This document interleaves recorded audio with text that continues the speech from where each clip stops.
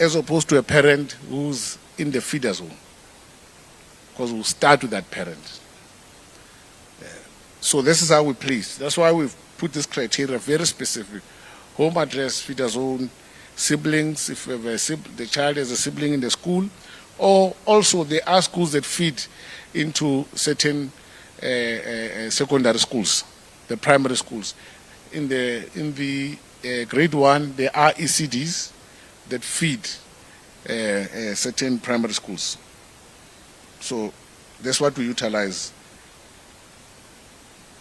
I've spoken earlier about the 11,666 that have not responded to offers, and to say that with that, in the next 7 days, because the process has started, in the next 7 days, we will automatically place these numbers. So I would urge parents to really accept these offers, because it then delays the conclusion of this process. I had made indication that this process we should have concluded by the end of November, but I've highlighted the reason for the delay. So with that, we will conclude the placement by the 12th of December. So by the 12th of December, comfortably, we would have concluded the placement of all our learners who are, this was the 358 completed applications. So in terms of parents and appeals, we're dealing with appeals from the transfers that we're dealing with now. And obviously every appeal is treated in its unique form. Parents must not assume that we just randomly have an automatic response for appeals. We treat every appeal within its uniqueness. We investigate every single appeal so that we can come up with an answer that is sufficient for the parent to understand. But the appeal process is only linked to transfers. When we put you on a transfer, it means all the schools that you have chosen have all reached capacity and we can't place your child at those particular schools. And then it means that the parent then can appeal the school that we are transferring the child to. Those are the only parents that can appeal. Parents can appeal a school that they've chosen. If you choose 5 schools, for us, it means you are happy with any of those 5 schools you have chosen. That's what it tells us. So you can appeal in that regard because we've placed the child in a school that you have chosen. I've had a parent said, I chose this school because it came up on my system. It doesn't work like that. It doesn't work like that. You choose a school because you know that this school or this school or this school, I'll be happy if my child gets a space in those schools. And that's how we treat it. So we are acting on their choices. So those parents appealing will not be accepted. It's only those that have not had their children placed at their school of choice. Those ones are the ones who can appeal, and then from there we'll do an investigation. And if we feel that there was an error done by the school, by the district, we then take it back, that issue there, so that the child can get their space in that form. But if not, we then be able to explain that your child was number 201, the school capacity is 200. So we can't, and that 200 that have come in, this is the process. We're able to even put it before the parent to understand that this is the information, so they understand where we are, that nothing unjust was done to them or to their child being denied space in their preferred school. But every appeal will have an outcome, and the final arbiter of all appeals is the MEC, which is myself. Beyond myself, there's no other appeal process. So hence I'm highlighting the level of integrity on how we deal with every appeal, that parents must be rest assured that we deal, or I deal with every appeal with its uniqueness. And I read these appeals. I've seen how some parents write an email to me. There's a process. You can't appeal to me through a WhatsApp because you have my number. social media. I've had appeals come through my Facebook account. I've had appeal come through my X account, etc., or TikTok. So those are not avenues. And you can't write a direct appeal to me. There's a process that has been highlighted for the parent to follow to get to me. So you can't move and say, I'm appealing this, but yet you have not followed the proper channels for the appeal process. So I would urge parents that they should get well invested with how the appeal process works, and it does get to me at some point. But majority of parents, I must say, they were able to get that appeal process right. So we are dealing with those appeals as they come, so that they don't pile up. We will open for late applications from the 17th of December 2025, which we should be able to conclude by the end of January 2026 for the late applications.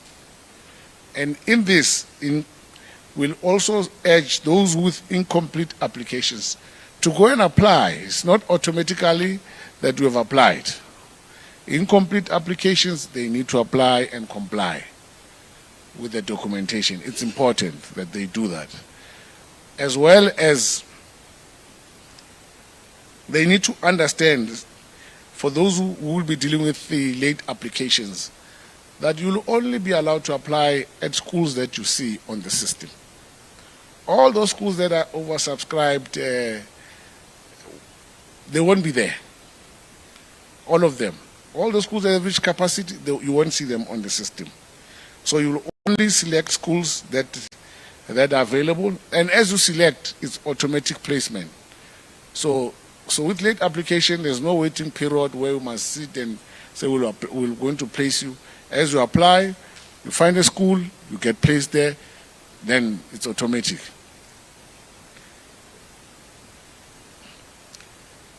Just to give you a brief highlight of how full our schools are. As we sit now, we've got 467 schools that have reached full capacity. Full capacity. Out of those, we've got 247 which are primary schools and 220 which are secondary schools. And some of the schools are extreme high pressure. I mean, for instance, around 7 of our primary schools had received applications of 1,000 and beyond. And if you look at their capacity, was between 160 and 300. And we've got 140 secondary schools that had received applications beyond 1,000 and above. And some even go to 3,288 applications. So you can imagine one school having 3,288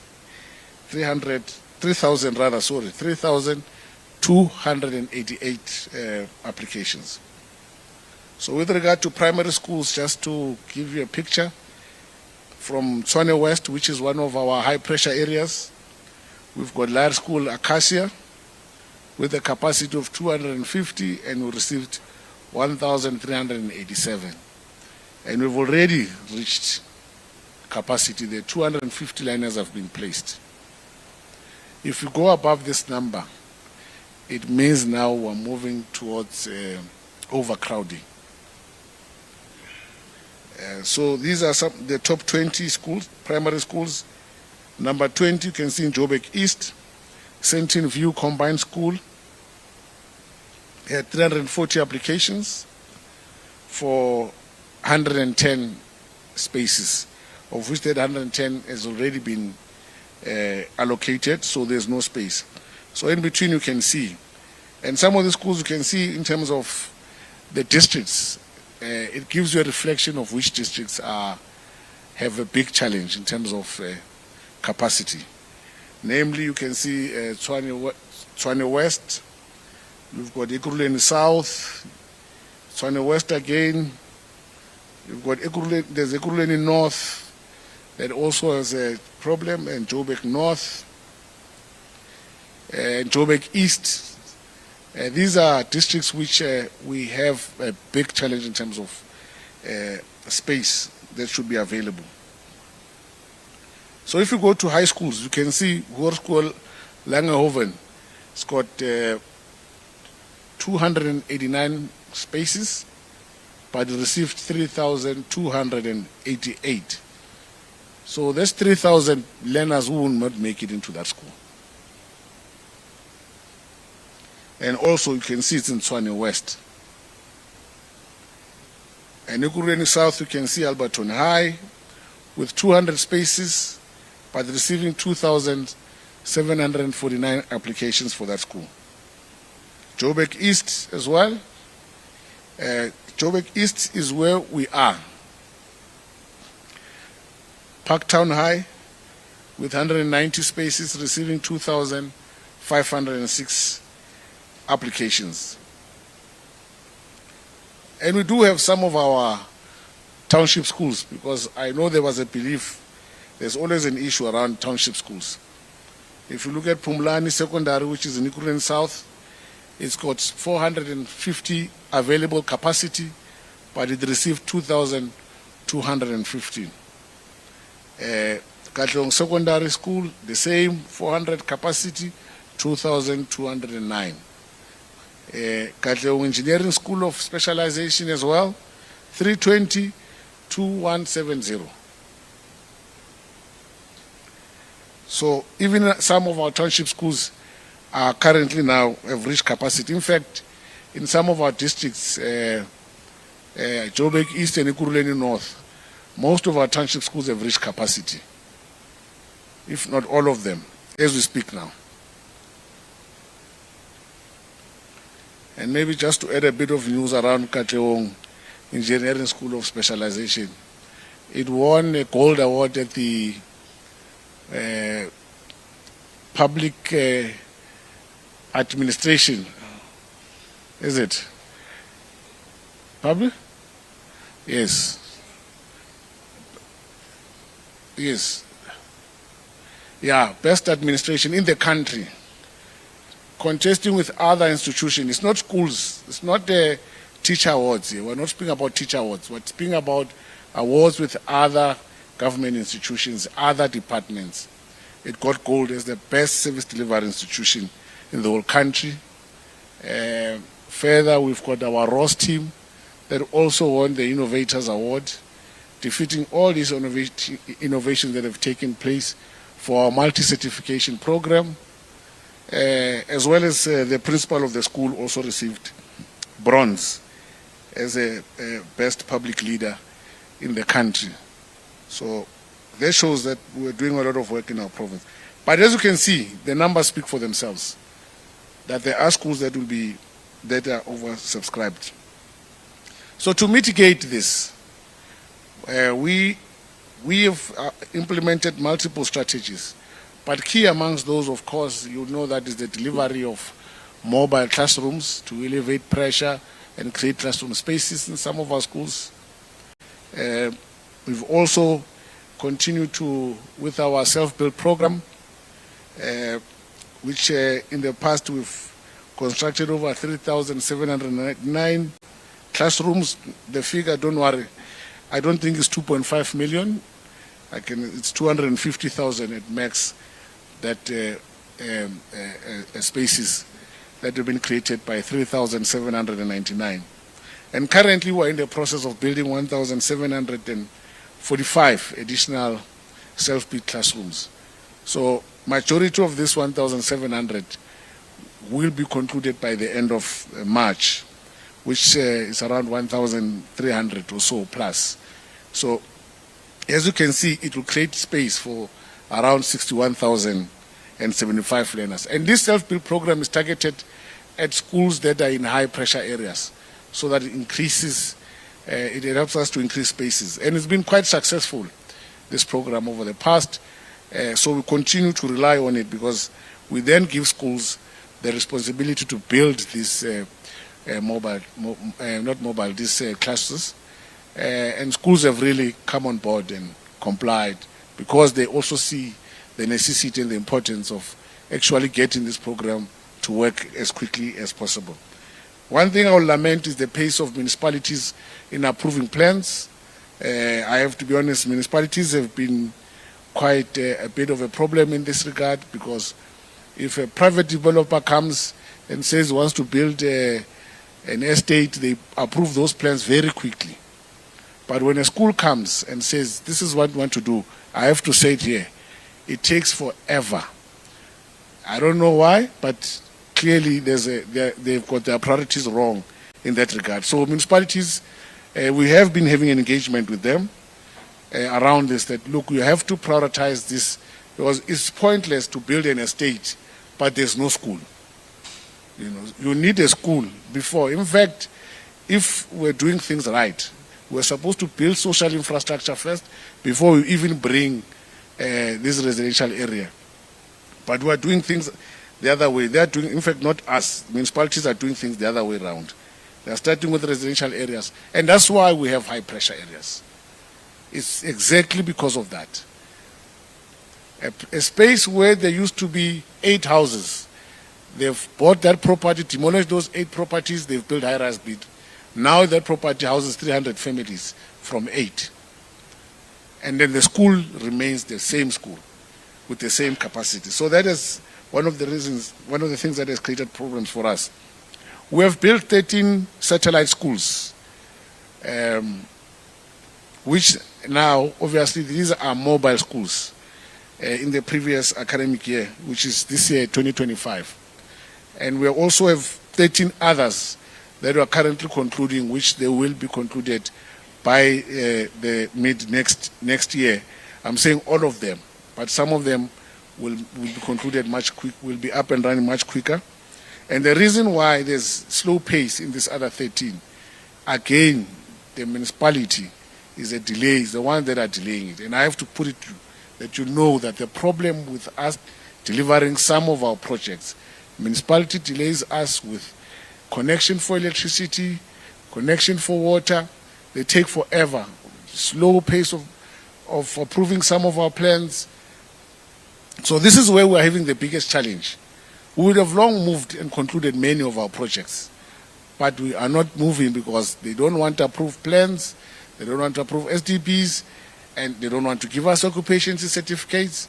Actually, in some areas, in some schools that have built, that are ready for occupation, the municipality said to me, for us to give you an occupancy certificate, you need to build us a road.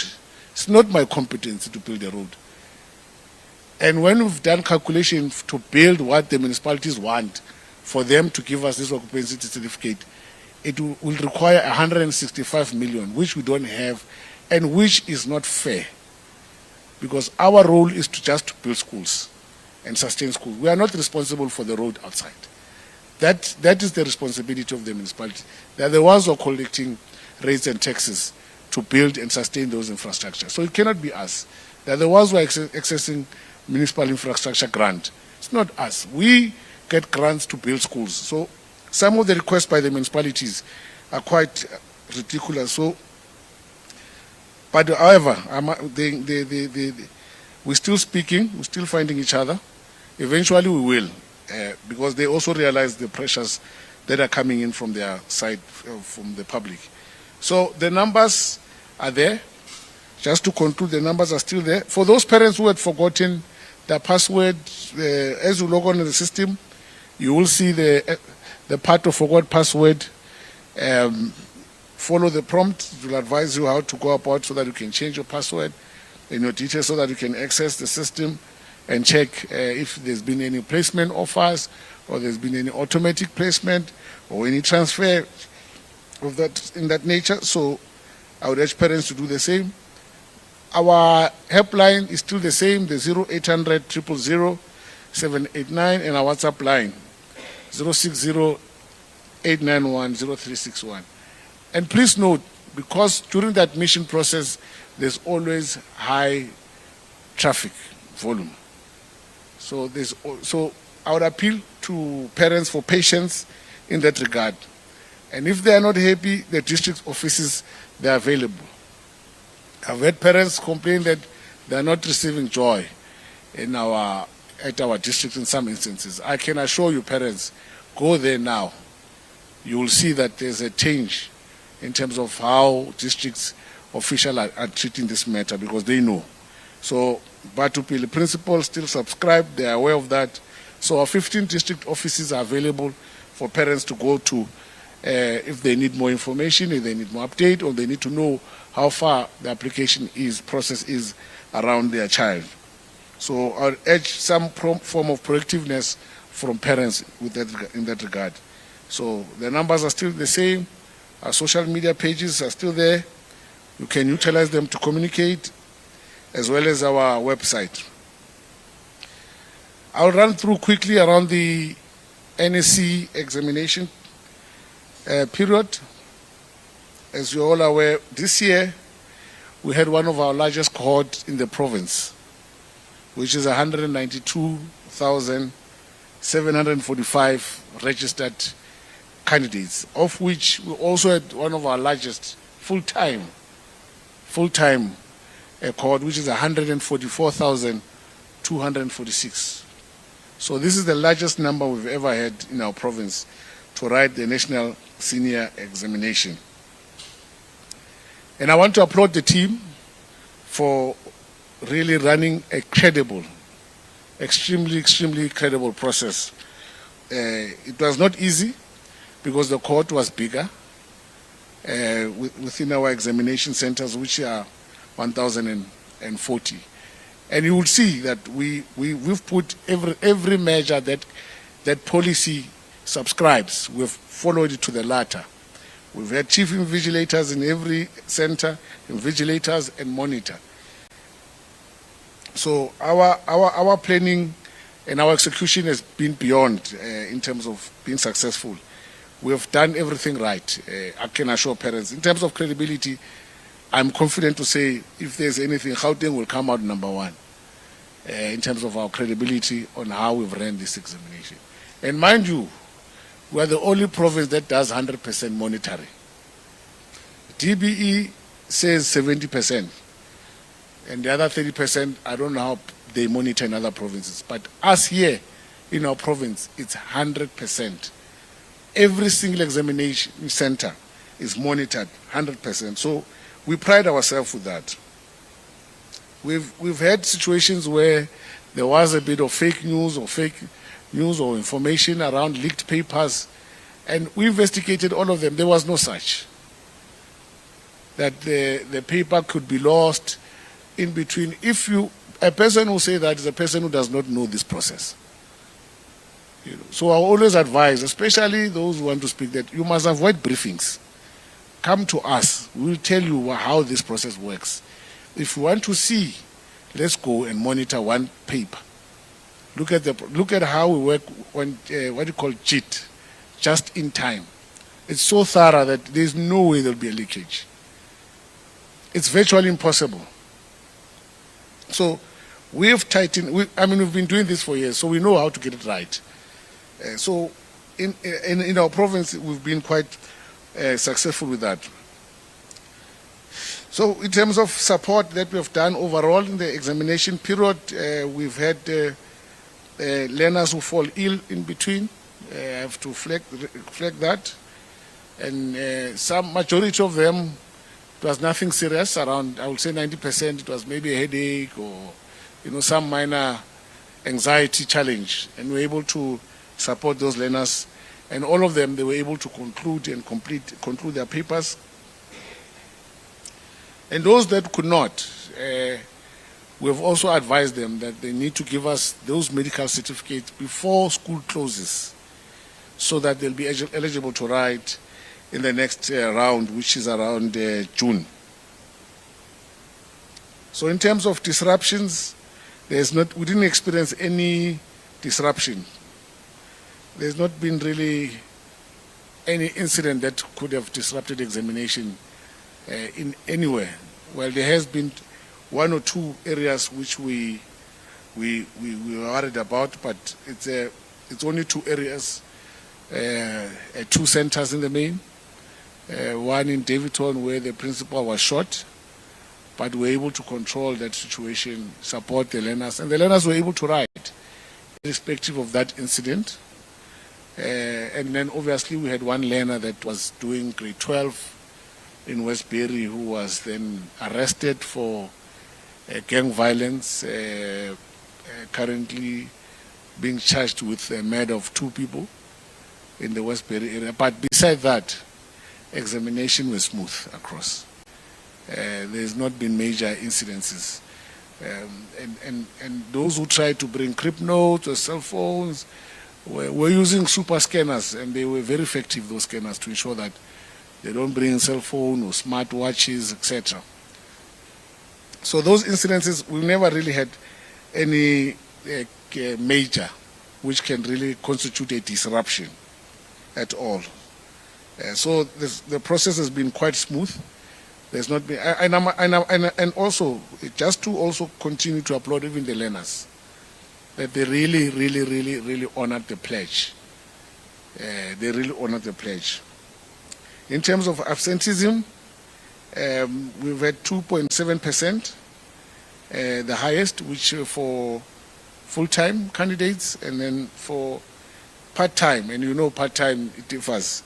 So the part-time range from 10.5 per session to anything around almost 60% for some of the subjects. And these are part-time candidates. These are people who work. These are people who have gone back and said they want to complete their National Senior Certificate. So it was quite difficult to really control this group of learners. But in terms of full-time candidates, the highest where we had an absenteeism was 2.7 in one session. So it has been quite good. So that shows that 97% of candidates have always consistently attended and wrote and completed their exams. But obviously the concern would have been the wasteful expenditure, because then we would have printed papers and they would not have come to write, especially for part-time candidates.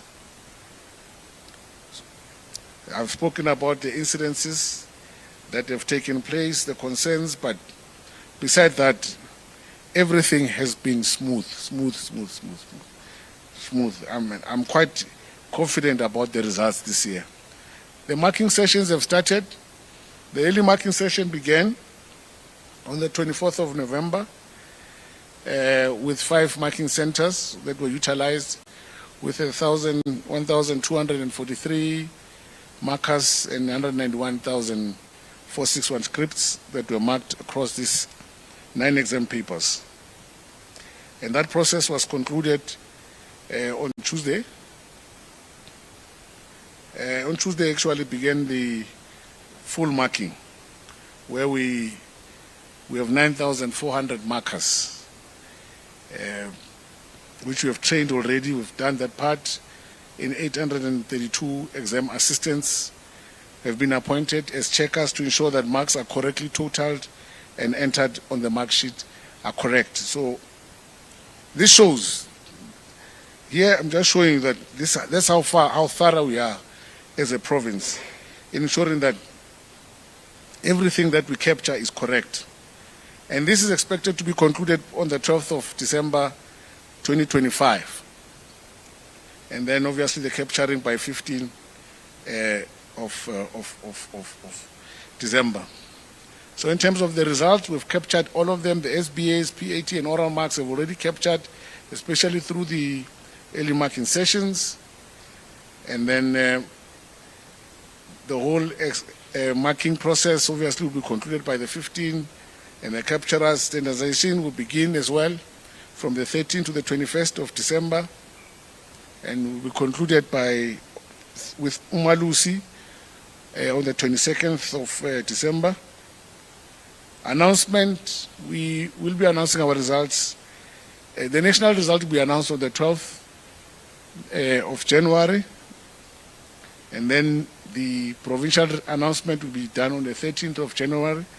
I want to appreciate the Telkom Foundation for coming on board, giving us a venue and hosting and prizes for our top learners.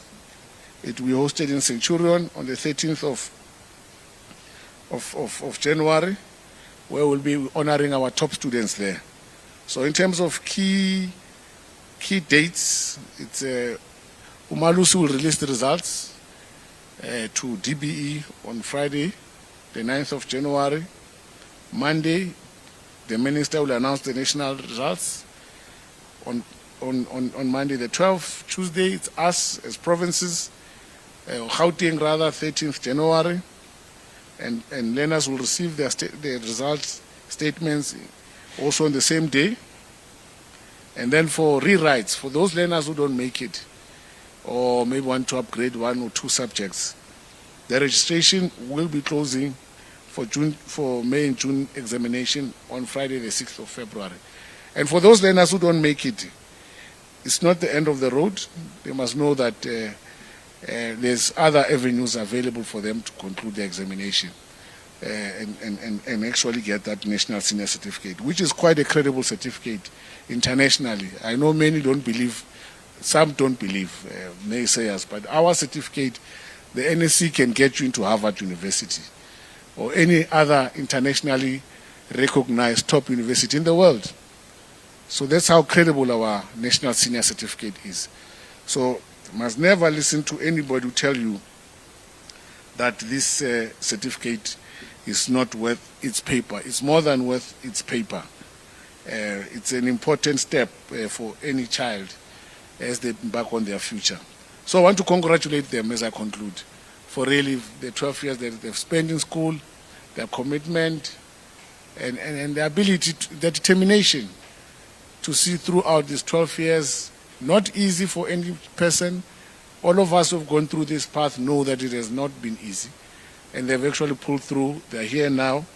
And all I can say that on behalf of our province, we'll also wish them well as the results come out, and also wish them well in their future. Thank you.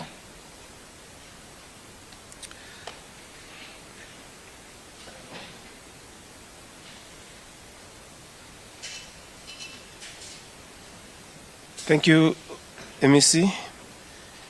Ladies and gentlemen, we are moving to Q&A. Like as we have indicated, those that will want to ask, we will also take those questions. I think we need to move the mics.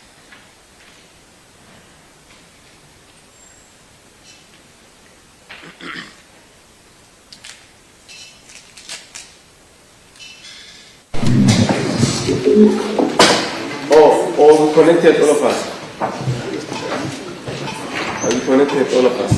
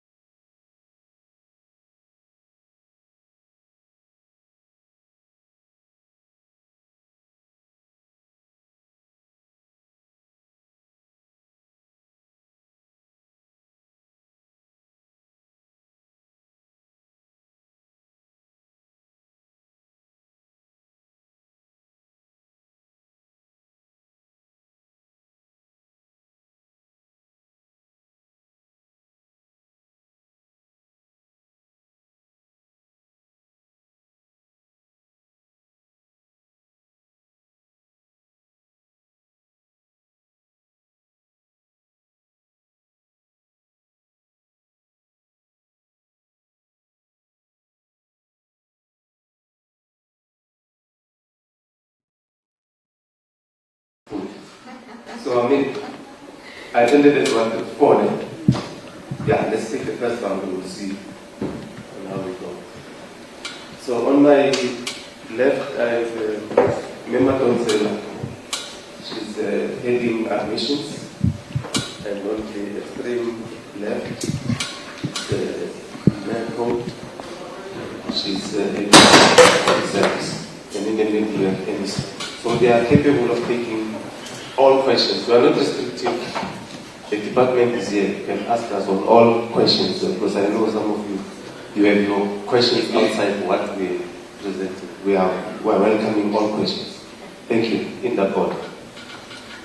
Good morning. My name is Sumbarandi from Kai News. My first question, MEC, is does the department have a contingency plan should you not meet your 12th December deadline? I know you mentioned the 7 days that will come after that, but should that 7 days still not be met, what is your contingency plan? My second question is we saw a spate of a lot of bullying incidents this year. What is the department's plan with that going forward? And finally, there's been a big debate around the pass rate being increased from 30% to 50%. What is the Gauteng education stance on that and how feasible is it? Thank you.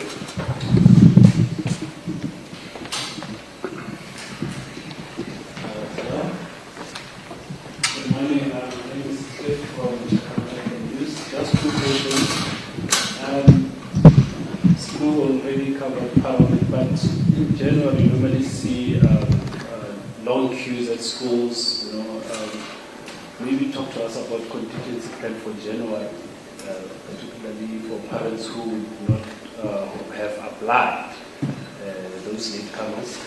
Then the second question would be on the school safety. I mean, the shooting incident in Tembisa is really a sad situation, but what are the meaningful talks is the department having with the security trust to kind of provide adequate security in the schools? Thank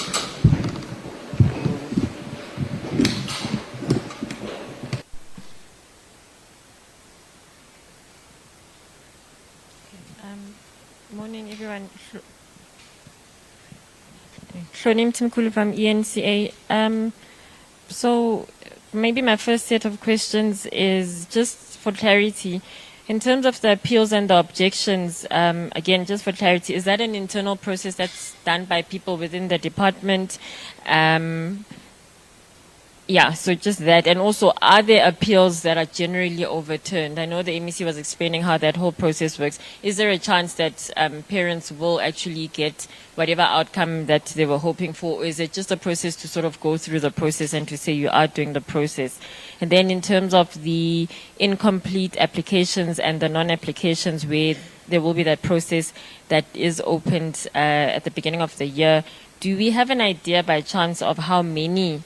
Is there a way to quantify really how many people you think have either not applied altogether or incomplete applications, given the fact that we've seen those numbers and we always see these numbers where the numbers are concerning in terms of like the space and that sort of thing, and there are a lot.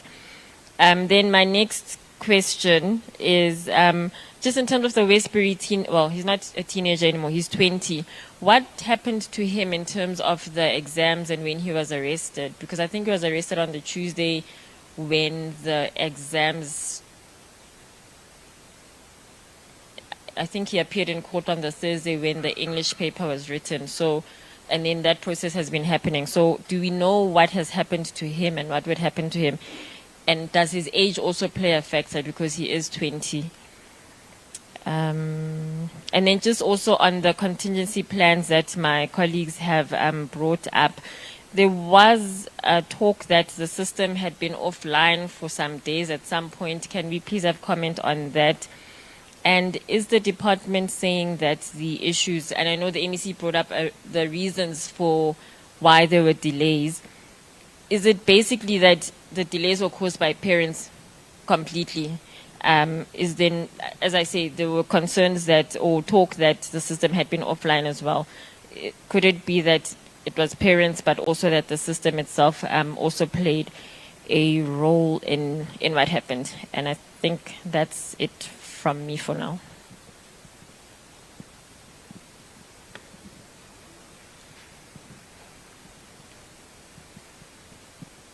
Good morning. My name is Karine. I would just like to know, schools informed parents that they must submit their documentation to the schools beforehand and at open days and then apply online. Okay, they didn't hear. Just repeat the first part. Okay, sorry, I'll say Or in the media house. Sorry? Oh, I'm from AfriForum. I'm not from a media house. Okay, so I'll just start my question again. Schools informed parents that they must submit their documentation at the schools of their choice beforehand and at open days. And then when the online system opened, they must then submit their application there as well. So a lot of parents were under the understanding that when they were registered at their school and they registered online, they will have place in the school of choice. But now there's a lot of parents that still haven't received any placement information. So I was just wondering about that arrangement from schools and from the department. Was there a lack of communication regarding that? And then I would just also like to ask about the online system. There were claims that the service provider wasn't paid in full, and that contributed to the placement problems. I would just like to know what is the situation regarding those claims. Thank you.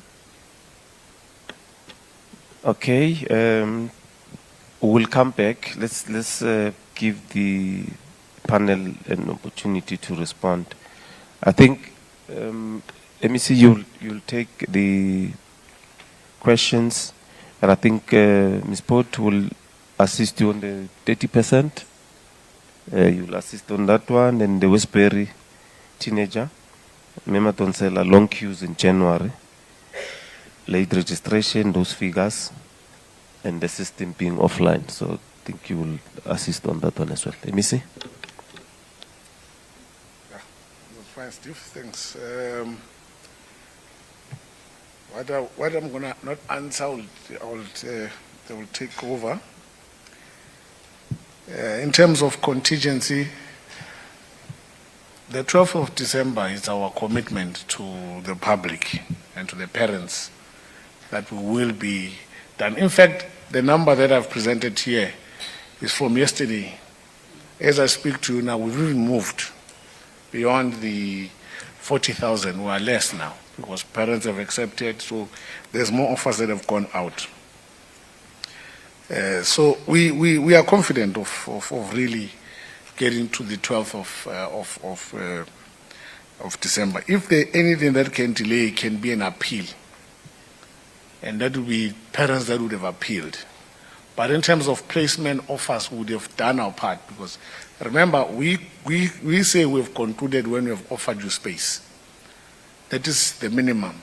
So when we have given you space, then this is when we tick the box that a space was offered, because a space to us is linked with our constitutional obligation of ensuring that a child of school-going age has an opportunity to attend school. So that is a minimum. So hence we are committed to the 12th, that by the 12th of December, all the remaining number that I've highlighted or spoken to of here, the 40,000 odd, they would have received placement offers. So in terms of the acceptance is where it's a different thing, because they might not accept an appeal, create a bit of a delay, but we'll conclude it as well. So that one I can assure the public that we will get to that the 12th of December. And in terms of one just linked to that is which one is this? The late application, the same. Late application it includes incomplete applications. The 40,000 plus that didn't complete the application, I think it was around 45,000 or something, if memory serves me right. They're going to have to also begin that process again. That process of applying. So that on its own is one. And also those parents who appear on day one at our schools, especially those who want grade 1 and grade 8. Going to the school is a waste of time. 1 and 8 is done through the system. Simple. So even if a parent decides, I want to come here to King Edward, you're going to be bothering the principal here. Because the process is, go to the system, apply there, you'll find a school that is available, and that's where you go. So I know some parents decide to say, I'm going to go to the school and insist and demand. It doesn't work. It doesn't work. So I'm urging parents, especially for grade 1 and grade 8. The in-between grades, yes, you can go to the school and you can go to the district for support. So in terms of contingency, we can only anticipate, but we have seen on average the number of learners we are getting, and we know when do we get the most numbers and which grades. But in most cases, on average, I mean, for instance, this year, we got around almost 25,000 on day one. So those are 25,000 kids. We don't know. We didn't plan for them. We're not expecting them, but they're at our doorstep, and they needed to be placed. And this year, if we are honest, we managed it much better than other years, because by the end of the first week, the second week when we conclude the 10 days, the lines in districts were even far less. We're almost done with most of those lines. So we managed it correctly. So we always anticipate based on the data. That's why we use the system as well. System tells us this is an area where most people are. So automatically we know that in this area there will be a greater demand even on the first day. So we were able to plan and anticipate that situation as to where should we get these learners who come from this area, where can we transfer them or point them to get schools, and also the distance. And we also do provide support as well in some instances of scholar transport, if it's possible in the area. So we always anticipate, we know, because we've been getting these numbers consistently every year. So we do anticipate it. So we always have that contingency plan in place of transferring or sending parents to particular schools based on where they are. Appeals do get overturned, yes. Many a times, I mean, there are parents who have applied and who have picked up that the school was wrong, the district was wrong, or who was wrong in between the value chain, and therefore we take and say, go back and fix it, because this parent was number 198 on the list, this child, but how did this child fall off? So the child must be brought into that number and get placed in that particular school. Yes, we have done that. We have done that. So it's not a futile exercise. We've done it many a times. I know that. So I can assure parents that with regard to that, we treat each case. Like I said, I treat each case within its unique form. School safety is a big concern. Really, school safety is linked with also safety of the public in general in different communities. You will find a school such as Westbury, you will have huge challenges around that school with regard to bullying and school safety of learners. But we have managed to put comprehensive programs to support such schools. For instance, even this learner was not arrested in the examination. He was arrested after he had written the exam, but he was allowed to conclude the exams in prison, because you know prisoners also write exams. So the same process was put in place for him to go and write the exam. So also the learner was allowed to complete his examination. So we did put that measures in place for the learner as well. So in terms of schools, Tembisa, yes, it's worrisome. Tembisa, Davidton, Westbury, Recha Park, we know these challenges that we get across our province, bullying. and we've been running this school safety campaign strongly.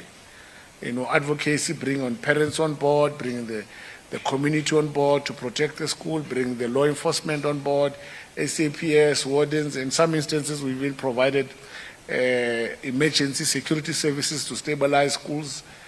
So all these measures we've always been putting in place, and we're continuing with it. But more important for us as a department, more than anything, we need parents to work with us. Because if a child gives us a problem, we want the parent to assist us. It will be said when the parent finds their child not going to school because of being suspended and they don't know. Because they're not actively involved. They don't know. So I've said to schools that they must be strong. They must be decisive to police and ill discipline. If a child does wrong, suspend. We'll deal with that child. We're not suspending because we don't want the child, we don't love the child. We're saying because you have a problem, my boy or my girl, go to your parents and stay there for a while we are working with those who want to study. Because we can't keep them there so that they can disrupt and disrupt. So schools have told them that they must be decisive. Because if they're not, as the saying goes, one rotten apple spoils the whole bag. Like cancer, they're going to start building gangsters in school. They're going to start disrupting classes. They're going to make learners fear coming to school. Some children will stop coming or being scared to attend other activities, even attending other classes or going to the ablution facility because there are bullies along the corridor. So I've said to schools, those people, rogue elements, I don't want them in my schools. They must go home and continue with their rogue elements there with their parents, not with me in our schools. So decisiveness around that it's a first start to begin to deal with bullying. And schools have also been told that they also need to be impartial with every single case, but take decisions. Don't delay. Take decisions. The quicker you take decisions, the quicker you resolve the matter, and the quicker you stabilize the school, and the quicker you bring confidence to the whole schooling community. So the Tembisa shooting is a crime matter. And we must also applaud the SAPS on how they've dealt. They managed to apprehend suspects quickly. You know that one of them was an employee in the school, and you know and I can tell you now, this case is a high priority case. We are arresting people here. Much more are going to be arrested. So to demonstrate that SAPS, and that's why I'm saying, I want to thank them and applaud them on how they've dealt with this case quickly, so that also the schooling community and the family can really find closure of those two, the principal and the administrator, because this was an execution style. Unnecessary, unwarranted, and ethical employee, a principal who has never heard. If you know that school, you must go and see how many NGOs and partners the school has.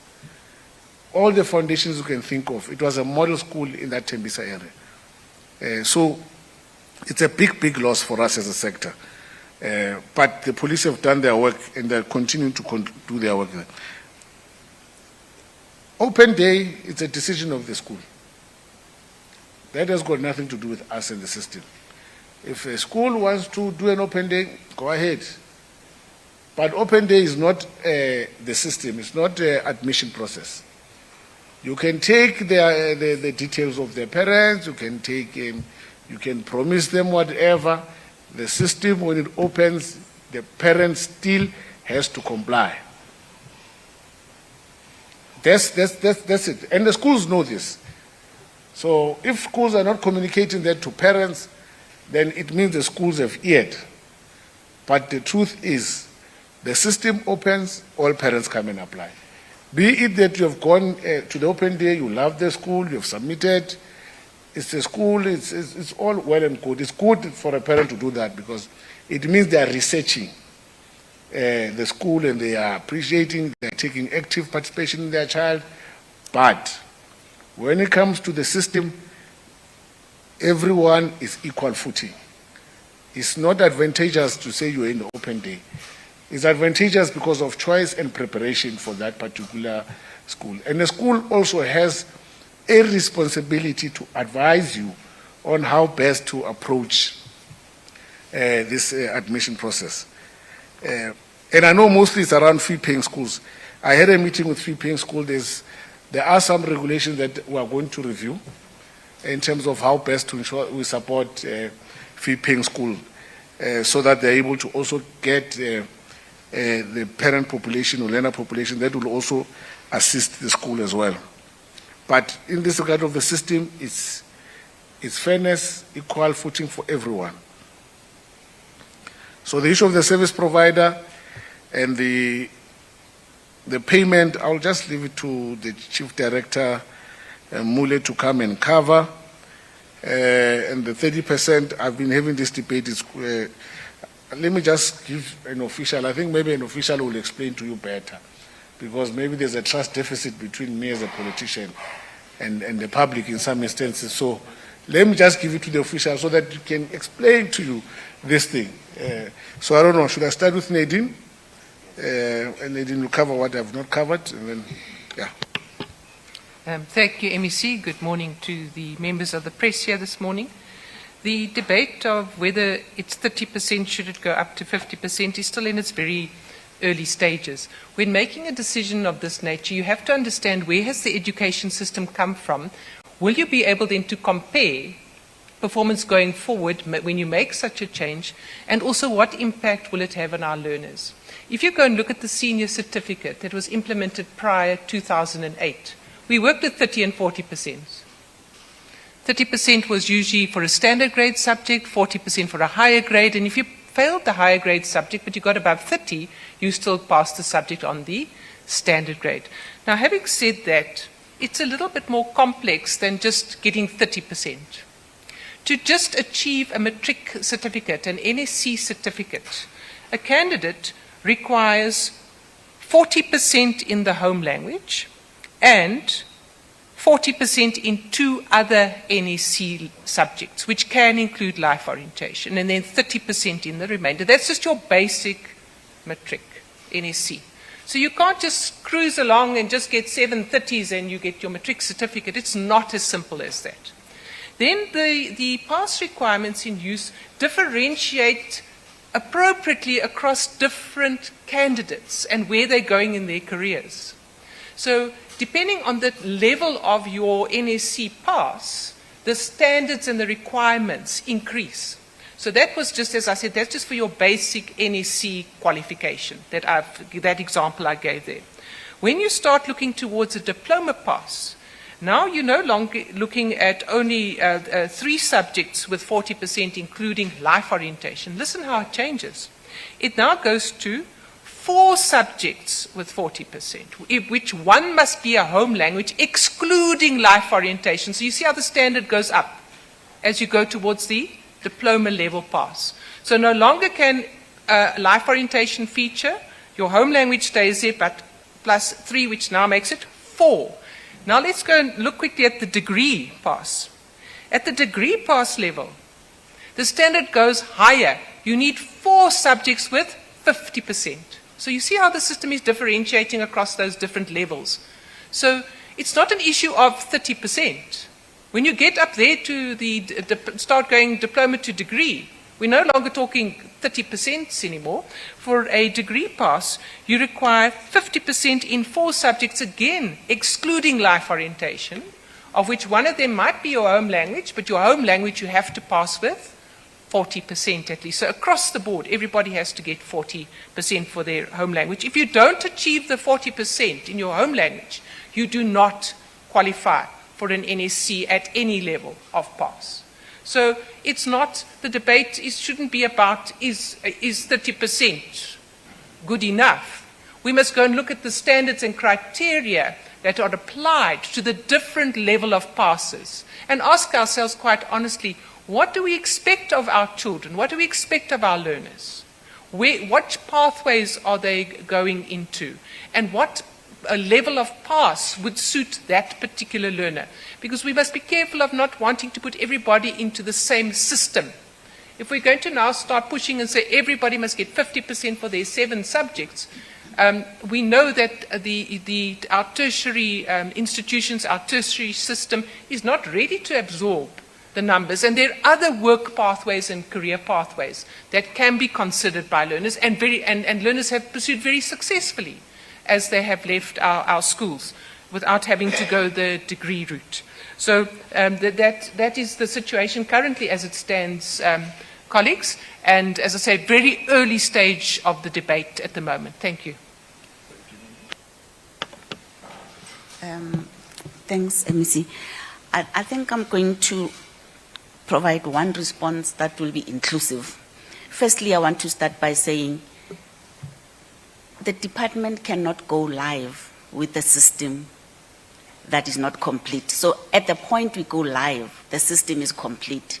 However, as we proceed and we realize that there are certain things that happen in the system, particularly, I'll give an example of what MEC said, where parents are deliberately providing fraudulent documents, and where parents are deliberately providing or applying to schools that are not offering their home language.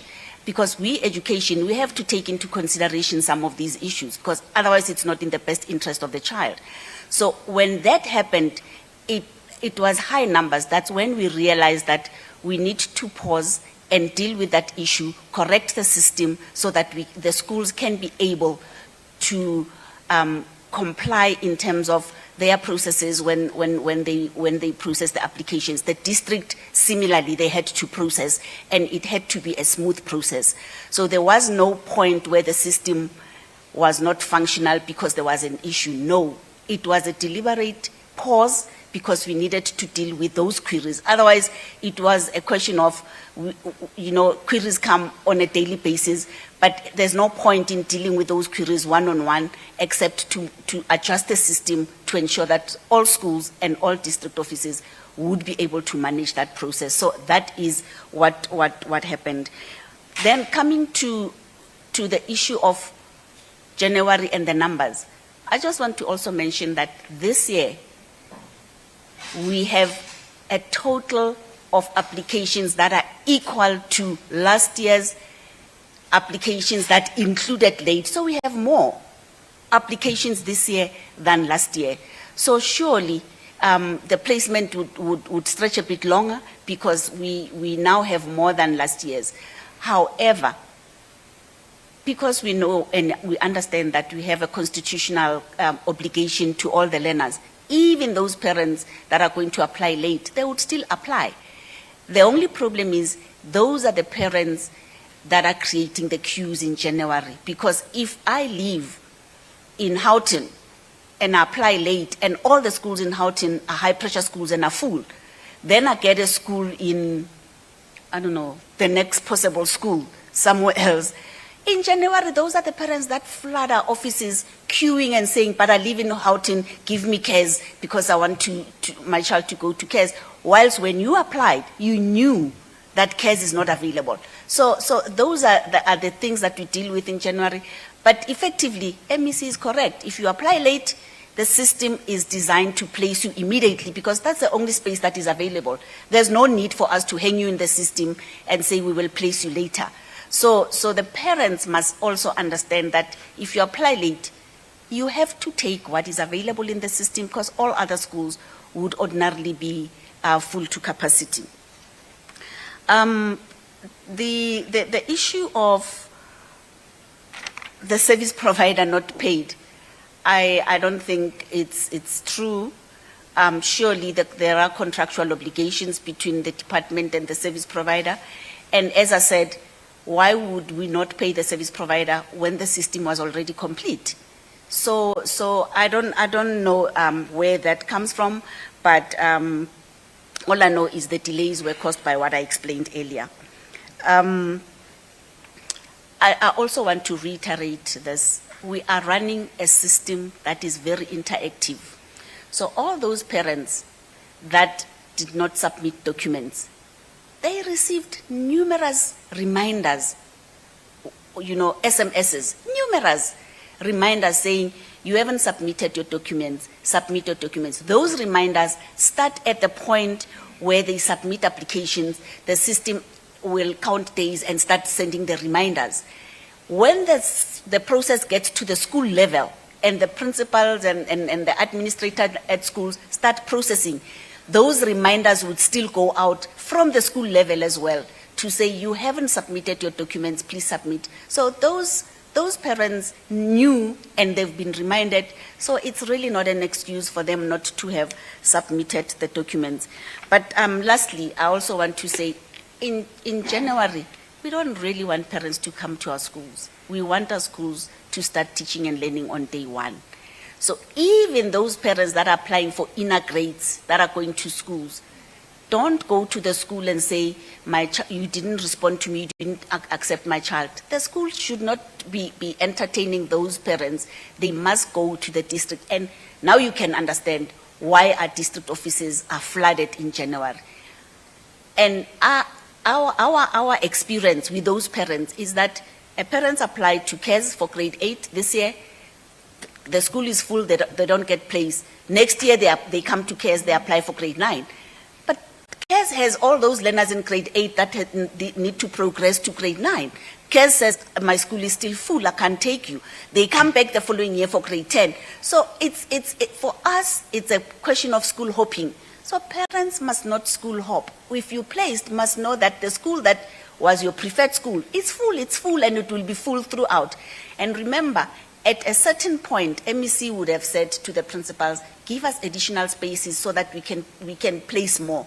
So those schools, even though they were full when we close up admissions, somewhere they get even extra learners. So as they progress, those numbers are still there. So parents cannot hope for inner grade placements in the following years when they couldn't be placed in the entry grade. And I think that's quite important, so that we allow the districts to deal with parents that come in January and for whatever reason their children are not placed.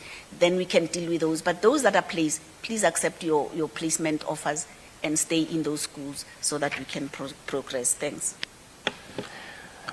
Okay, thank you very much.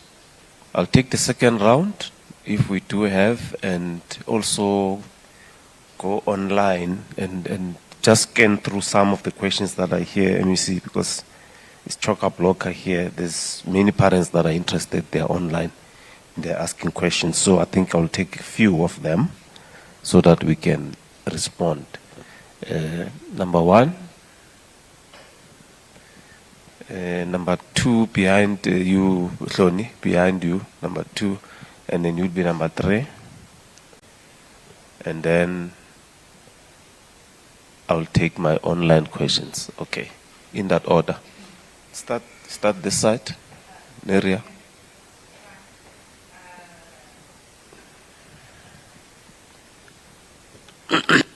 Neria Hlakuta from the SABC. MEC, you spoke about the 467 schools being full capacity. So how many schools are then available so far? In case I missed that, please make it clear. And then the Umalusi was concerned that usually during exams, excuse me, you find principals, teachers that are blocking students from writing, or pupils. Did Gauteng experience any of that where pupils were blocked from writing?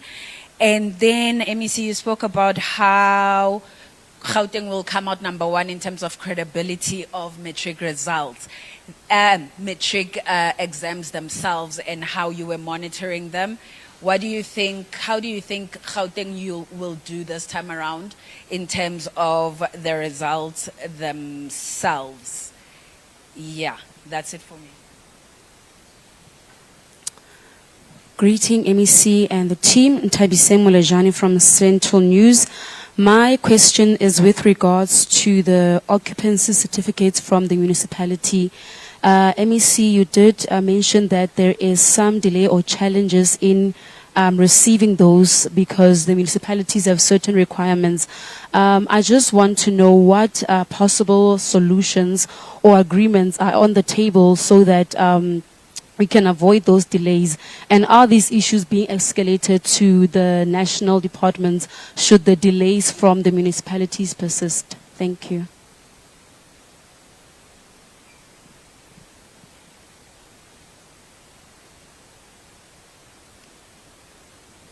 Okay, Shonim Timkulu from ENCA again. Just on the MEC raised issues about the municipalities and when they approve plans and the slowness in that versus for private developers approaching the department. Just, and you said you are talking to each other and you're still finding each other. Just maybe in terms of what you mean by you're still finding each other, and also how sustainable is that situation given the big issue of migration in Gauteng, where the municipality is taking a longer time to approve plans that would be very important in terms of school and allocating schools and that sort of thing, versus the speediness to approve plans for private developers. And then just my second question is just in terms of this online process, we keep going through this every year. Is there a chance that the department could start the process earlier in the year? Okay, they were taking notes. Then let me go online so that we balance the equation and we are not seen to be unfair. But forgive me online, we're not going to take all the questions. Some are comments which we will interact with you through the system. There's an indication there that the system is not updating when schools have reached capacity. So I think we need to attend to that. They're saying the system is not updating them when schools reach capacity.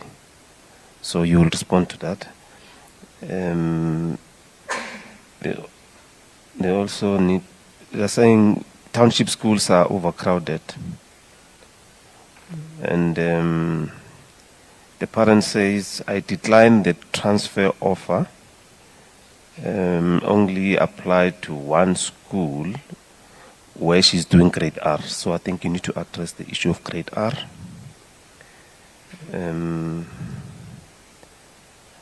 This one I must read. Most of parents use fake addresses and they are accepted in our feeder zone. You have to promise that you make sure that you double check that now we are not placed. So I think it's a direct interaction with us. Prioritize South African citizens first. The panel is noting. My son was placed in a school that is unfamiliar in language, culture, and distance. Saying we totally ignored the sibling placement. So you'll go to the sibling in case of capacity. MECs, they says your soldiers are rude. Kotswane district, OD, to be exact. So, but you need to attend to them. Our employees, they are complaining about rudeness of officials. Some comments, you'll pardon me online, I'll have to jump because you are commenting that this one says scrap the online admissions application process. So I think you need to give a perspective on why we're having this system.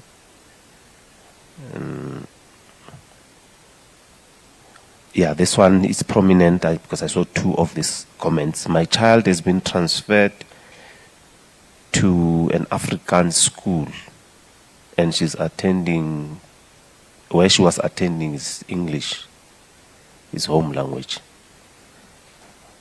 So I think you need to address maybe some because of the name. Yeah.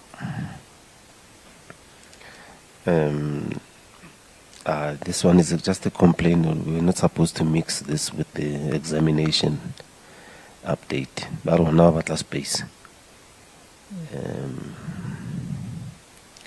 I think, yeah, generally,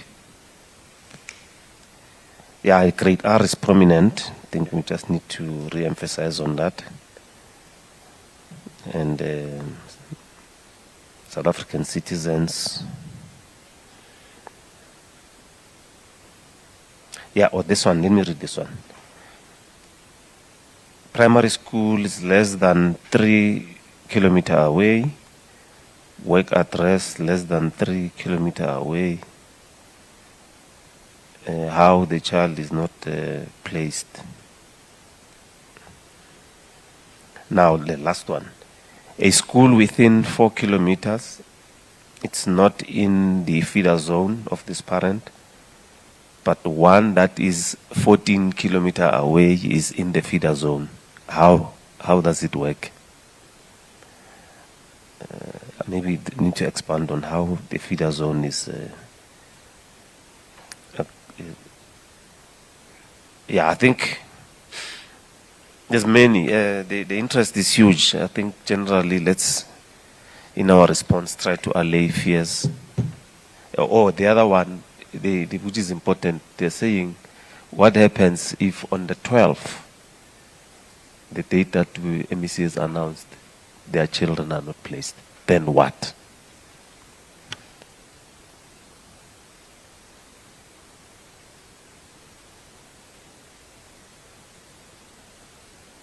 I think it's between MEC and MM.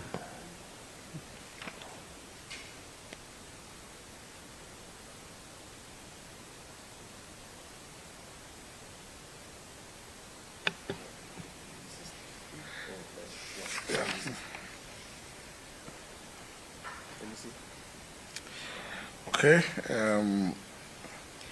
In terms of schools that are available, I think you'll respond, Chief Director. Around blocking of learners, it's only one candidate that in our province, only one. And we were able to intervene and the candidate was able to write. So just one in our province. Our monitoring, like I said, 100%. 100%. And I'm saying we're the only one in the whole country. So they know my colleagues in the whole country. South Africa, all of it. Gauteng is one that does 100% monitoring. I'm still waiting for my counterparts to really meet us on this one of monitoring. In terms of outcome, look, our learners gave their best shot. I'm confident that they'll do well. And I'm confident they'll do well for themselves, their schools, their community, and the province. So in terms of percentage, I can't speak to now. My ideal percentage is 100%. I want all of them to pass. Because that's why we teach children. We teach them to pass. We don't teach them to fail.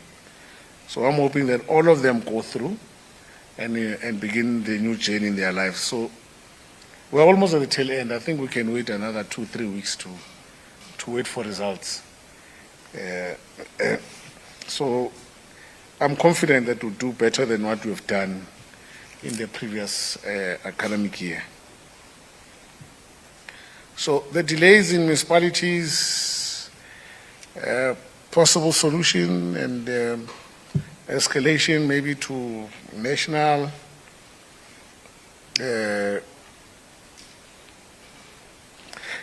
With that, the solution that we are proposing for municipalities is to let them give us create a unit. I mean, education is one of their biggest clients of any municipality. We are a very big client of any municipality. They get most of their revenue. If there's a client they get revenue from, it's us. So for me, it's normal that when you are dealing with a big client, even in a bank, if you are a big client, when you enter the bank, you don't enter even in the same door as everyone. There's a special door for you because of the size of the client you are. So municipalities must appreciate that education is a huge client for them. And with that said, they should create units that deal specifically with education issues, ranging from buildings to municipal services to any other issues that are relating to our school. And this is a proposal that I've put forward in the IGR to the mayors, that give us a unit, design a unit that deals, you can say government, if they want, but specifically dealing with education. Because they're switching off, sometimes they switch off our water, they switch off our electricity. So it would be good if City of Joburg can have a dedicated office that deals with this big client called education in this province, or the City of Tshwane. So that is one key solution that I've put forward to the cities, that let them create that particular office. And that office, I'm confident that, I'm sure most of the issues that we raise, whether it's a building approval, SDPs, etc., it can be done, because it will know that if it comes from this office, it comes from a big client. It must get priority. As to why they prefer this estate residential development, maybe for them it's an assumption of rates and taxes, because of course, if you've got more houses, it means you get more money from that, in that respect, and it's good revenue for the municipality. But still, their biggest client, I can tell you now, if they have to make it into individuals, education will be amongst the top 3, if not the biggest, because of the infrastructure that we are responsible for. If you're looking at about 2,300 schools, it's a lot of nodal points where they get revenues. So we are a very big client in terms of to the municipalities. So that's what for me a key solution to the municipalities. Give us dedicated focal point where we can get our issues addressed, and really even give them prioritization. Because if they don't, they'll have despondent residents. Because if these parents are despondent in where they stay, because it's frustration, because their kids don't have schools. So the municipalities need to move in the direction of come to us and say, help us, because our residents are being despondent and they're getting frustrated. So let's work together and get this infrastructure up so that we service them. So that's around the municipalities. And also, obviously, the pace is important. I mean, we're dealing with a case now in one of the schools that I want it to be up and running, Lufereng, which was one of our top schools last year.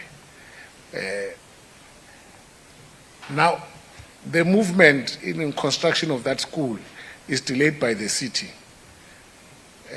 On a simple matter to say, this land, which belongs to Gauteng government, does not belong to GDE. I mean, for us, that thing is immaterial. GDE is Gauteng government. It's not a parallel, a different institution. It's the same. It's one unitary government. And they don't want to give us approvals. They say, no, that it must be written, the land ownership must be Gauteng Department of Education.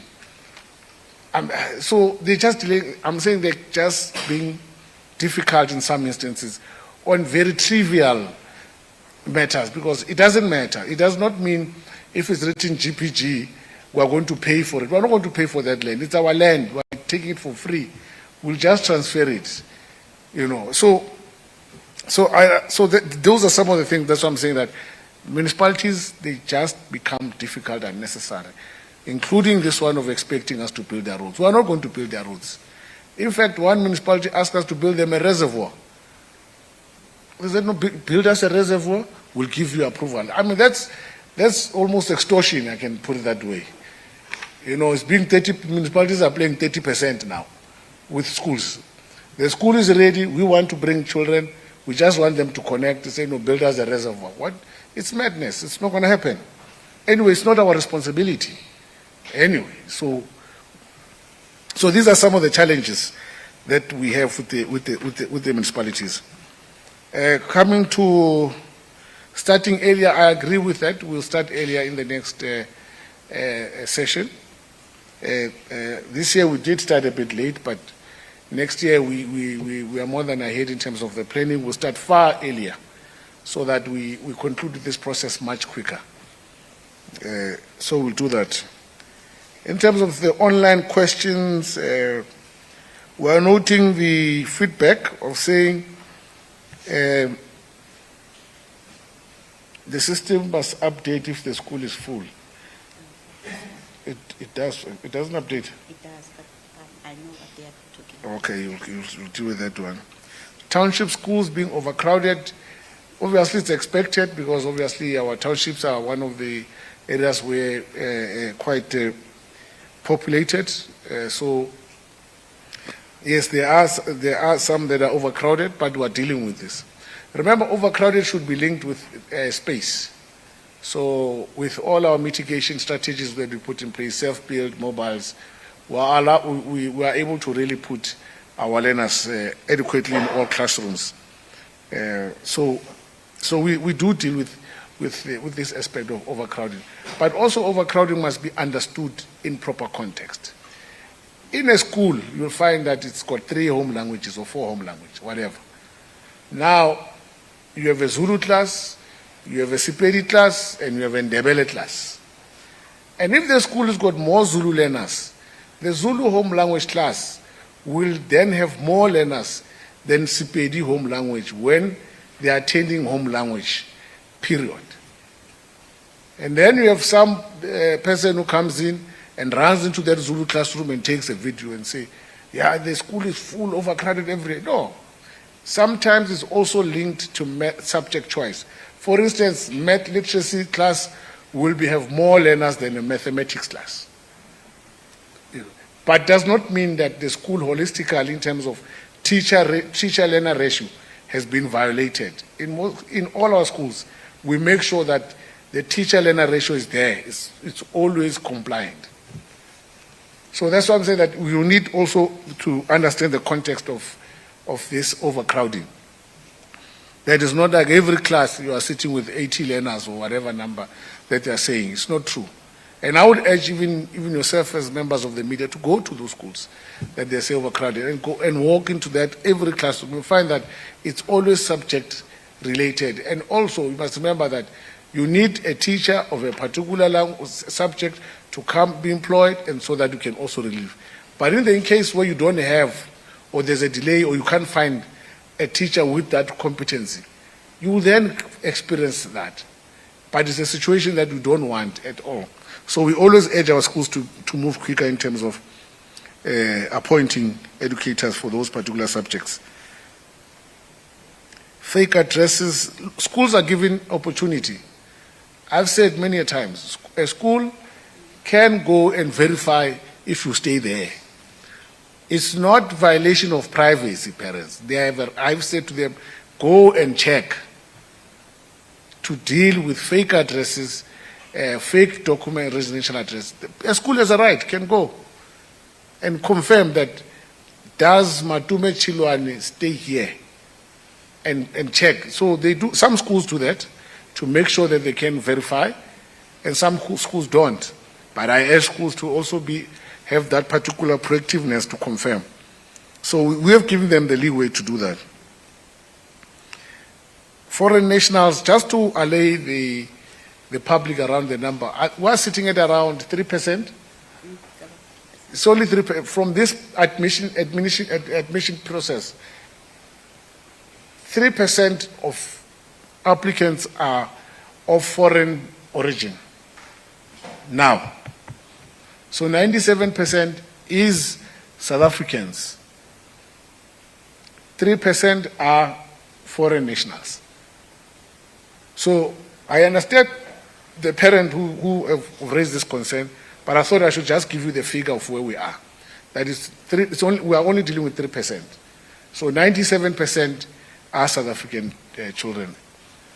So this is the numbers. So it's not there that you have 20-30% foreign. No, it's not there. It's only 3%, and we'll share the data if needs be. Siblings, something that, if for instance, if a parent appeals on a sibling, it's something worth considering. I can tell you now. If a parent appeals that my child is this one, is here, I've applied, and there's a sibling, it's a very strong factor because we do understand the economic challenges that are facing our parents. I mean, it will not be fair for a parent to drop a child here and go and drop a child there, and it's financial sustainability as well. So we do look at that. I've received such appeals, and they've received a positive review from myself. The conduct of Tshwane employees, we'll look into it. I know Tshwane have been having problems in that area at some point, that there was a march, they blocked, they held the district hostage. So maybe there's something there. I must just go there. I told the senior management that I'm going to do this, do my own study, what you call this, mystery shopper. I'm going to apply mystery shopper, arrive there with a taxi, enter there with a sporty, they will not see me, no classes, enter my overall, and just need help. And I know, fortunately, I'm not popular, so they will not know me. So then I will be able to see if they are rude, who's rude, what is the problem. So I've told them I'm going to do that, especially next year at the beginning, dealing with the lions. And I've already started doing some unannounced visits to some of the district offices. Scrapping the system is not, look, scrapping the system, I can tell you parents, we are dealing with 400,000 of you with 2,200 schools or 300 schools. Can you imagine the lines? The population of Gauteng has grown. It's not the same as year 2000. It has gone double from what it was to what it is now. It has grown.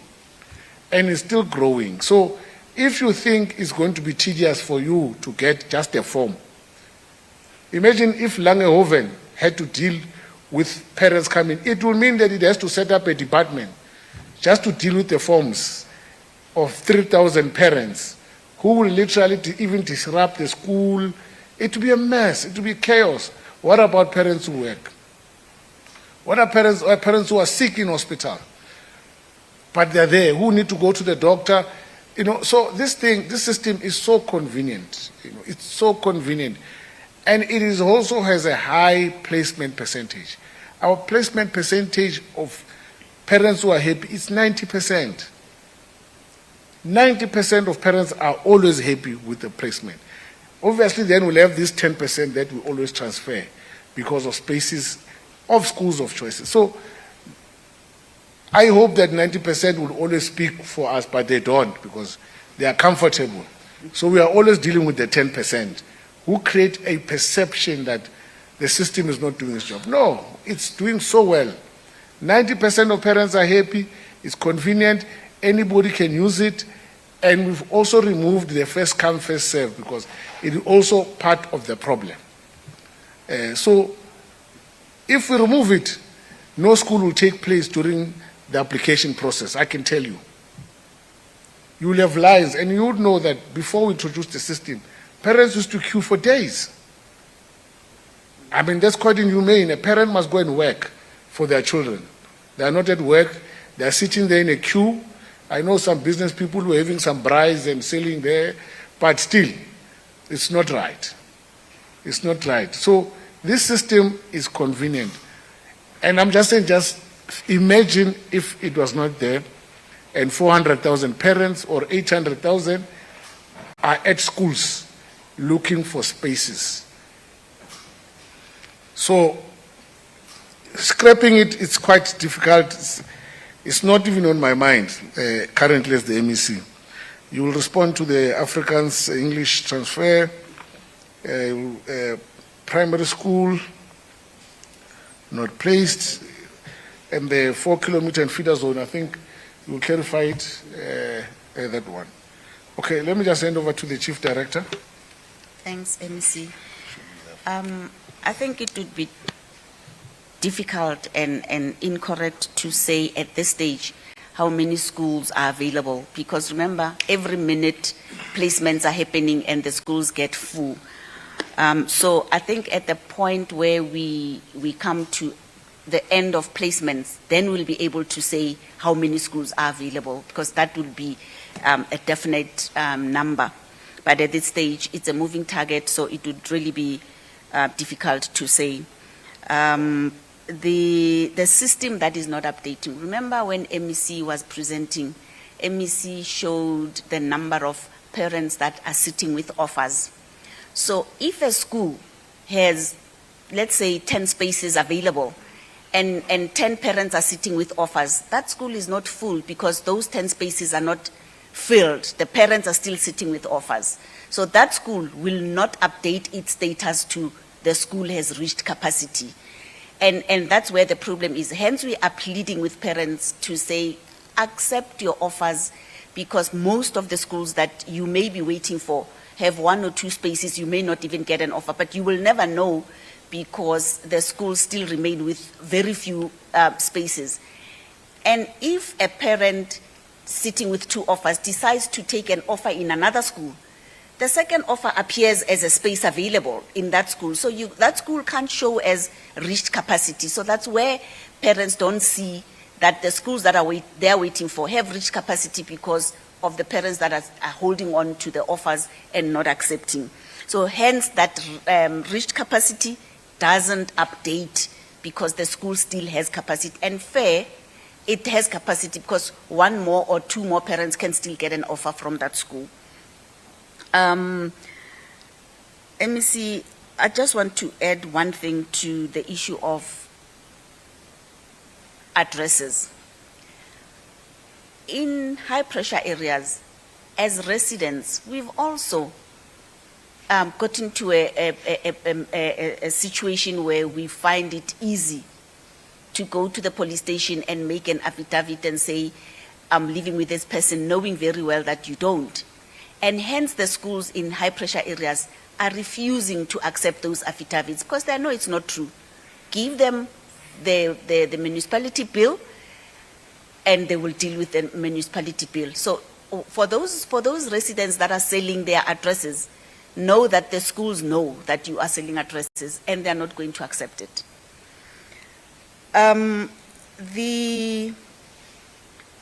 The learners that are transferred to African schools or to a school with a different language, don't look at the name of the school.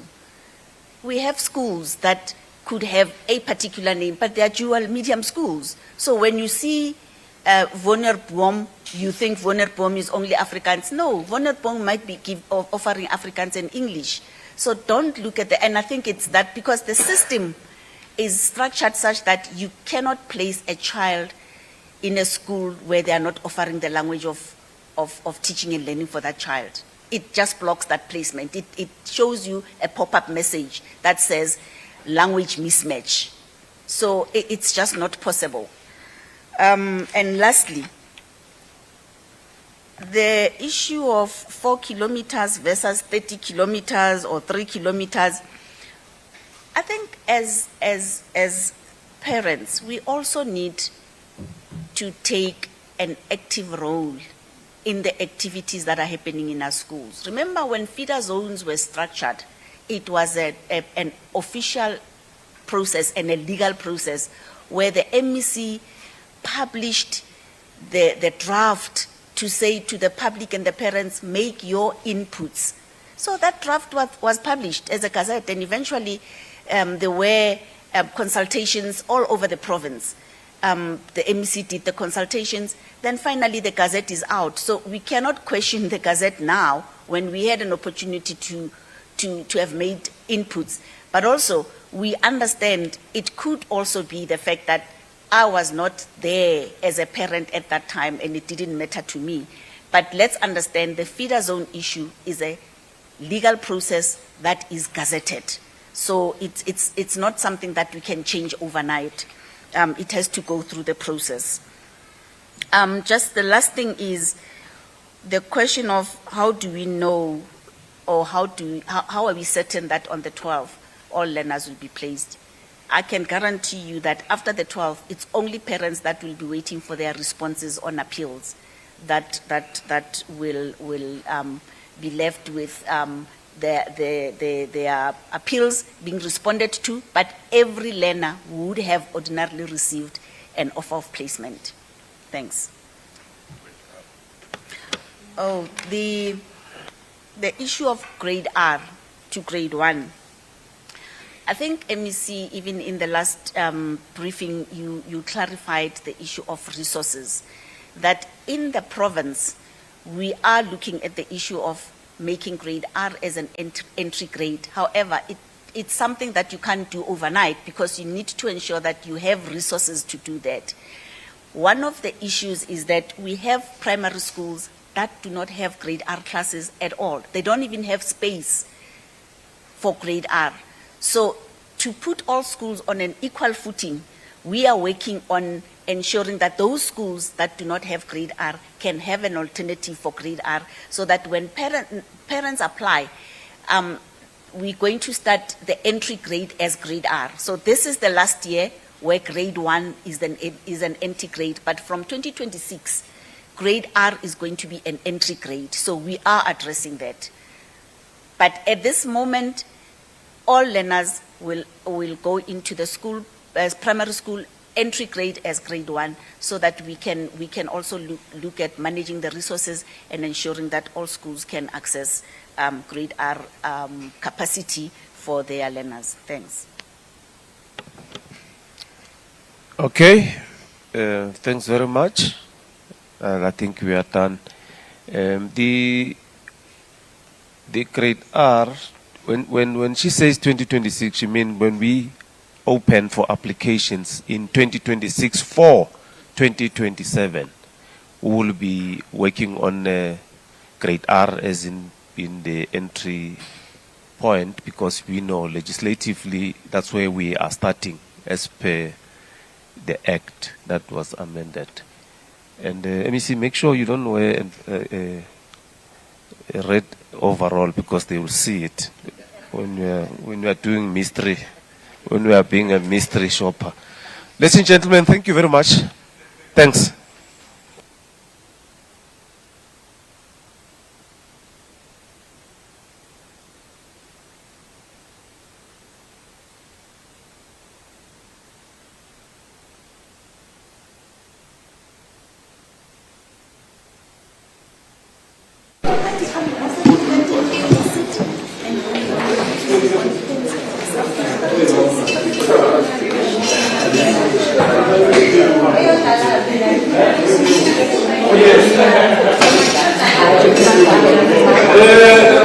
Where we're serving you tea, there's something to eat. You remember, if you don't remember that place, then ask others will tell you.